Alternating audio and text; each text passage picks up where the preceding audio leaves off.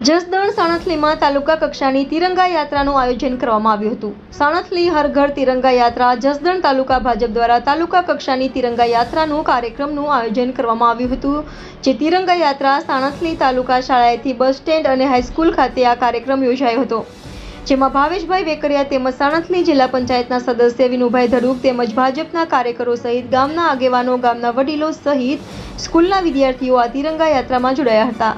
Reporter Karshan Bamta, India 24 news, Rajkot.